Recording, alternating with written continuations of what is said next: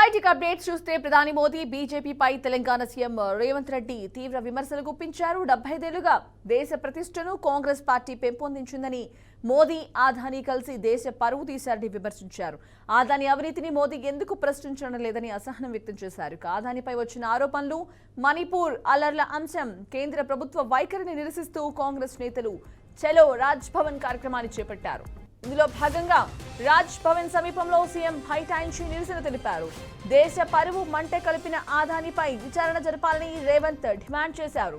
భారత వ్యాపార సంస్థలు అవినీతిలో కూరుకుపోయాయని ఆరోపించారు. ఆదాని సంస్థలు అమెరికాలో లంచాలు ఇవ్వజూపాయని, చట్ట ప్రకారం చర్యలు తీసుకోవాలని ఎఫ్బీఐ నివేదించడంతో అమెరికా ప్రభుత్వం చర్యలకు పూనుకుందని చెప్పారు.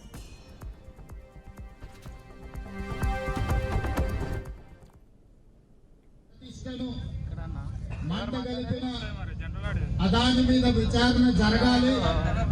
ఈ విచారణ జాయింట్ పార్లమెంటరీ కమిటీ నేతృత్వం వహించాలి అని కాంగ్రెస్ పార్టీ అధ్యక్షుడు మల్లికార్జున్ ఖర్గే గారు, లోక్సభలో ప్రధాన ప్రతిపక్ష నాయకుడు శ్రీ రాహుల్ గాంధీ గారు డిమాండ్ చేయడమే కాకుండా లోక్సభ, రాజ్యసభలో ఈ అంశాన్ని ప్రస్తావించి ప్రధానమంత్రిని, భారత ప్రభుత్వాన్ని నిలదీసి కడిగిన ప్రధానమంత్రి నిమ్మకు నీరెత్తినట్టు ఉండడమే కాకుండా ఈ అంశం మీద మాట్లాడడానికి కూడా వారు ముందుకు రావడం లేదు.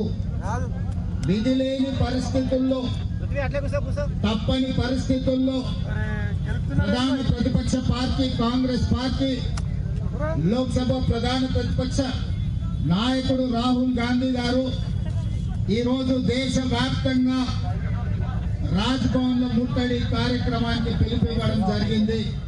దేశ పరువును, ప్రతిష్టను మంటగలిపిన అదాని మీద విచారణ జరగాలి. ఈ విచారణ జాయింట్ పార్లమెంటరీ కమిటీ